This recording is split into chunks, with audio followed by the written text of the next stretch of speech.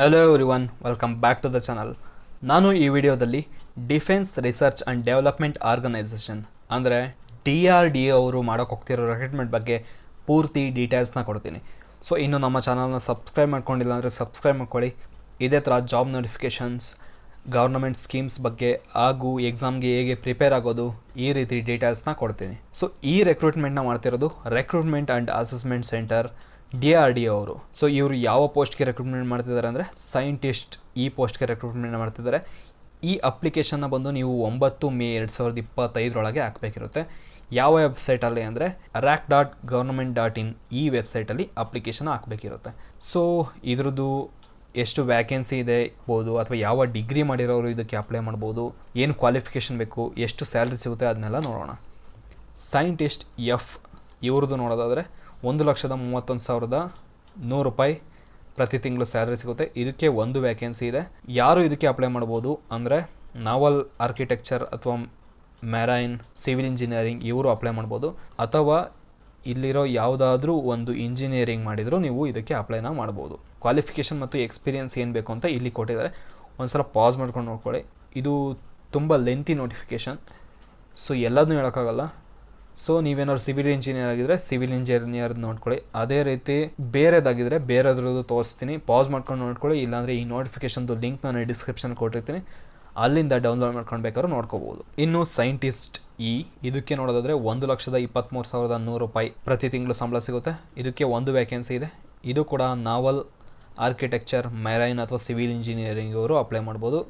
Qualification ಮತ್ತು experience ಮತ್ತು ಯಾರ್ಯಾರು ಅಪ್ಲೈ ಮಾಡ್ಬೋದು ಇಲ್ಲಿದೆ. ಇನ್ನು electronics and communication, electronics and instrumentation ಅವ್ರಿಗೆ ಒಂದು ವ್ಯಾಕೆನ್ಸಿ ಇದೆ. ಯಾರ್ಯಾರೆಲ್ಲ ಅಪ್ಲೈ ಮಾಡ್ಬೋದು ನೋಡ್ಕೊಳ್ಳಿ. ಮತ್ತು ಕ್ವಾಲಿಫಿಕೇಷನ್. ಇನ್ನು metallurgical engineering, material science engineering ಒಂದು ವ್ಯಾಕೆನ್ಸಿ ಇದೆ. ಕ್ವಾಲಿಫಿಕೇಷನ್ ಯಾರು ಅಪ್ಲೈ ಮಾಡ್ಬೋದು. ಇನ್ನು ಕೆಮಿಕಲ್ ಇಂಜಿನಿಯರಿಂಗ್ ಒಂದು ವ್ಯಾಕೆನ್ಸಿ ಇದೆ. ಕ್ವಾಲಿಫಿಕೇಷನ್ನು ಮತ್ತು ಯಾರು ಅಪ್ಲೈ ಮಾಡ್ಬೋದು ಇಲ್ಲಿದೆ ಡೀಟೇಲ್ಸ್. ಇನ್ನು ಸೈಂಟಿಸ್ಟ್ ಇವರಿಗೆ 78,800 ಪ್ರತಿ ತಿಂಗಳು ಸಂಬಳ ಇರುತ್ತೆ. ಮೆಕ್ಯಾನಿಕಲ್ ಇಂಜಿನಿಯರಿಂಗ್ ಒಂದು ವ್ಯಾಕೆನ್ಸಿ, ಕ್ವಾಲಿಫಿಕೇಷನ್.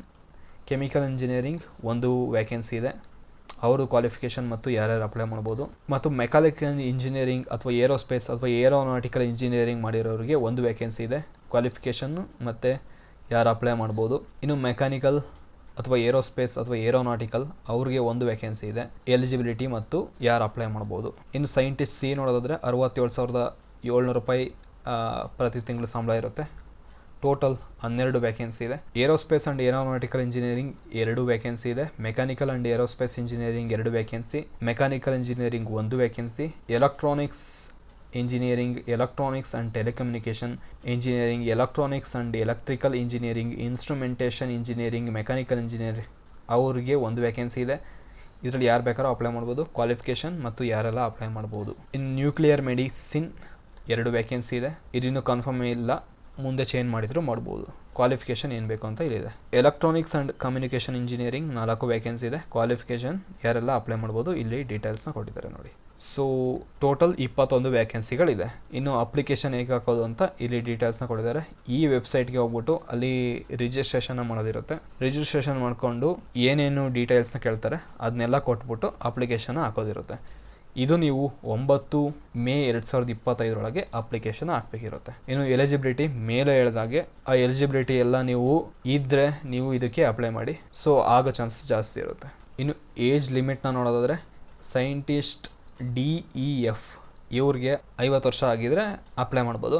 ಇನ್ನು ಸೈಂಟಿಸ್ಟ್ ಗೆ 40 ವರ್ಷದ ಮೇಲಾಗಿರಬಾರ್ದು, ಅದರೊಳಗಿದ್ದವರು ಅಪ್ಲೈ ಮಾಡ್ಬೋದು. ಇನ್ನು ರಿಲ್ಯಾಕ್ಸೇಷನ್ ನೋಡೋದಾದರೆ PWD ಕ್ಯಾಂಡಿಡೇಟ್ಸ್ 10 ವರ್ಷ ಏಜ್ ರಿಲ್ಯಾಕ್ಸೇಷನ್ ಇದೆ. ಮತ್ತು ಸಿವಿಲಿಯನ್ ಸೆಂಟ್ರಲ್ ಗೌರ್ಮೆಂಟ್ ಎಂಪ್ಲಾಯೀಸ್ಗೆ 5 ವರ್ಷ ಏಜ್ ರಿಲ್ಯಾಕ್ಸೇಷನ್ ಇದೆ. ಮತ್ತು ಇನ್ನೊಂದು ನೋಟ್ನ ಕೊಟ್ಟಿದ್ದಾರೆ ನೋಡಿ, maximum age shall not exceed 56 years including any of the age relaxation. ಅಂದರೆ ಇಲ್ಲಿ 50 ವರ್ಷ ಇದೆ, ನೀವೇನಾದರೂ PWD ಕ್ಯಾಂಡಿಡೇಟ್ ಆಗಿರ್ತೀರ.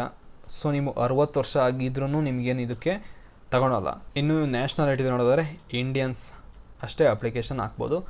ವರ್ಕ್ ಎಕ್ಸ್ಪೀರಿಯನ್ಸ್ ಮೇಲ್ಗಡೆ ಹೇಳಿದಾಗೆ ಅದಕ್ಕೆ ಸ್ವಲ್ಪ ಇನ್ಸ್ಟ್ರಕ್ಷನ್ನ ಕೊಟ್ಟಿದ್ದಾರೆ, ಅದನ್ನೆಲ್ಲ ಒಂದ್ಸಲ ಪಾಸ್ ಮಾಡ್ಕೊಂಡು ನೋಡ್ಕೊಳ್ಳಿ, ಅಥವಾ ಈ ನೋಟಿಫಿಕೇಷನ್ನ ಡೌನ್ಲೋಡ್ ಮಾಡ್ಕೊಂಡು ನೋಡ್ಕೊಳ್ಳಿ. ಅಪ್ಲಿಕೇಶನ್ ಫೀಸ್ನ ನೋಡಿದ್ರೆ ₹100 ಅಪ್ಲಿಕೇಶನ್ ಫೀಸ್ ಇರುತ್ತೆ. ಇನ್ನು SC ST PWD ಕ್ಯಾಂಡಿಡೇಟ್ಸ್ ಮತ್ತು ವುಮೆನ್ ಕ್ಯಾಂಡಿಡೇಟ್ಸ್ಗೆ ಯಾವುದೇ ಥರದ ಅಪ್ಲಿಕೇಶನ್ ಫೀಸ್ ಇರೋದಿಲ್ಲ. ಇದನ್ನು ನೀವು ಆನ್ಲೈನ್ ಮುಖಾಂತರ ಕಟ್ಬೋದು. ಇನ್ನು ಸ್ಕ್ರೀನಿಂಗ್ ಮತ್ತು ಶಾರ್ಟ್ ಲಿಸ್ಟಿಂಗ್ ಅಂದರೆ ಹೇಗೆ ಸೆಲೆಕ್ಷನ್ ಪ್ರಾಸೆಸ್ ಮಾಡ್ತಾರೆ ಅದೆಲ್ಲ ಡೀಟೇಲ್ಸ್ ಇಲ್ಲಿ ಕೊಟ್ಟಿದ್ದಾರೆ. ಸೊ ಯಾರೆಲ್ಲ DRDO ಅಲ್ಲಿ ವರ್ಕ್ ಮಾಡಬೇಕು ಅಂತ ಇಂಟ್ರೆಸ್ಟ್ ಇದ್ದೀರಾ ಅವರು ಇದಕ್ಕೆ ಅಪ್ಲಿಕೇಶನ್ ಹಾಕಿ. ಈ ವಿಡಿಯೋ ಇಷ್ಟ ಆಗಿದ್ರೆ ಲೈಕ್ ಮಾಡಿ, ಹಾಗೆ ನಿಮ್ಮ ಫ್ರೆಂಡ್ಸ್ಗೂ ಶೇರ್ ಮಾಡಿ. Thank you. All the best.